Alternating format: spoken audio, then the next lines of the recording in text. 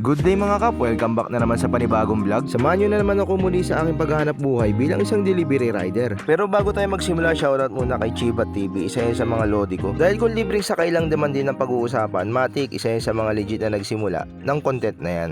Okay, nakuha na natin yung pinakaunang booking natin sa araw na ito. Nakikita nyo ba medyo namamaga pa yung mukha ko? Ay kagigising ko lang. Dito kasi ako nakatulog kanina, mga bandang alas 10 na ng umaga.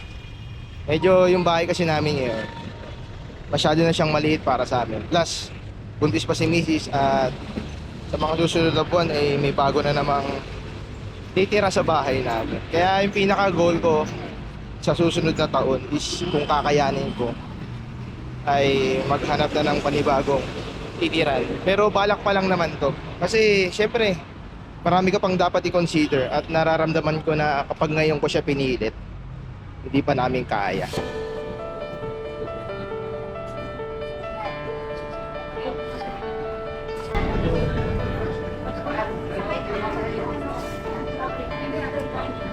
Zero 52 sir. Pangalan number sir? Okay po. Walang drink sir? Okay po.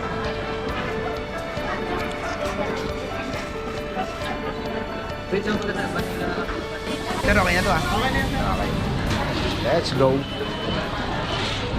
Bali, itong unang booking natin is merong layong 1.4 kilometers simula rito sa SM. Hatid lang dun sa amin, bandang Galas lang. At pabalik na naman ang bahay. Pero mamaya, babalik din ako dito papuntang San Juan kasi yung planner ko is Manda Makati. Sa wakas, nakakuha rin tayong planner. Kahapon kasi ang pangit ang biyahe ko. Papunta ako ng Pasay, Paranaque yata, Makati area. Ang lalayo ng mga merchant, grabe. Halos 4 o 5 biyahe lang nagawa ko. Usually kasi pag bumiyahe ka ng gabi tapos meron kang top up, I mean yung puhunan ba, makakarami ka eh. Sa 12 AM hanggang 3 AM, makaka 10 biyahe or mas higit pa ron kung malakas. Pero yung normalan is kaya mong sumampo sa 3 oras. Pero kapag matumal, yun na nga, 4 or 5 lang magagawa mo at medyo nakakawala ng drive trabaho kasi parang nakakapanlumo eh. Kumbaga nagpupuyat ka ng parang wala lang. Pero bilang isang delivery rider, lagi mong mararanasan yun yung tumar. Kaya dapat lagi ka ring handa.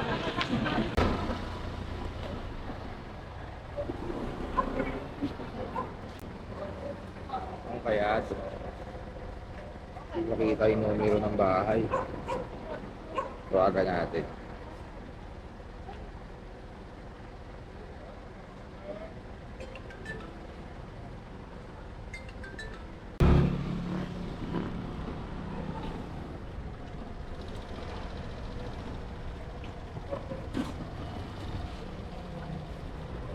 Sampo.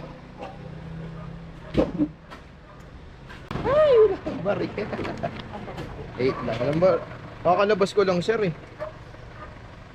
Butin ko, pasensya na po. Bali 7:38 sir. Ay, sige. Okay na ba ito? Salamat po. 1, 2, 3, 4, 5, 6, 7, 50. Bali meron tayong tip na 12. Diba? Pakaswerte. Magandang buhay naman. Kahit sabihin mong 5 piso lang yan. Tulad ng sinasabi ko paulit-ulit kung matagal na kayo nanonood sa akin. Papa 5 piso, 10 piso, 15, 20 or higit pa ron. Siyempre, kung higit pa ron sa mga sinabi ko, talagang sobrang panalo.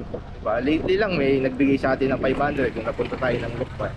Kaso nga lang doon, lalamove yung gamit ko.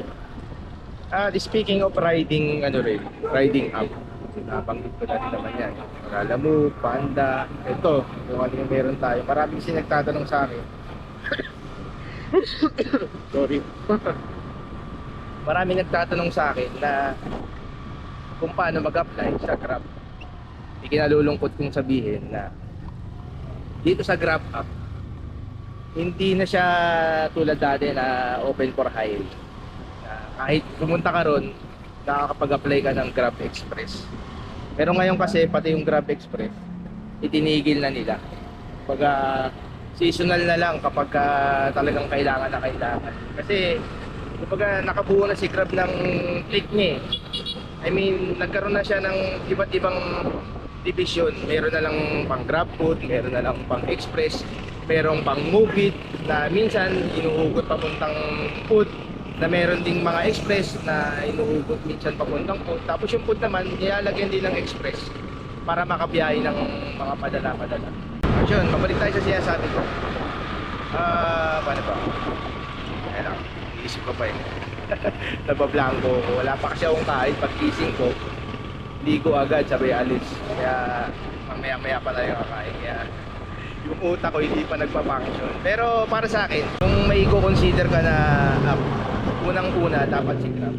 Kasi dito talaga mamamaximize mo yung pagod mo, konsumo ng gas, paano ba yung pagod ng motor. Kasi dito, pag wala kang takbo, mahinga rin yung motor mo.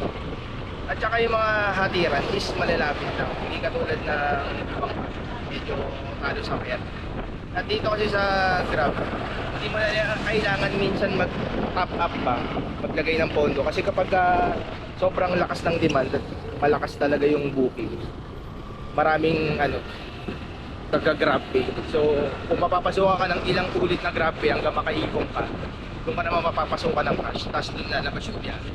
Yun lang naman yung pinaka-pinupunto ko na dito kay Grab. Hindi mo na kailangan ng top up minsan kapag talagang sobrang dami ng booking.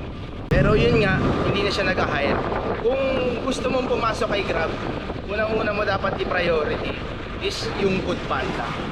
Kapag kailangan, ewan ko kung anong nila, mindset nila doon. Siguro inisip nila, eto mga galing sa Foodpanda, may idea na sa pagdi-deliver. Pero para sa akin, may iba pang dahilan. Ayoko na lang din masyadong i-emphasize, baka mamaya makarating sa kanila lagot ako. Basta alam mo naman yung business is business.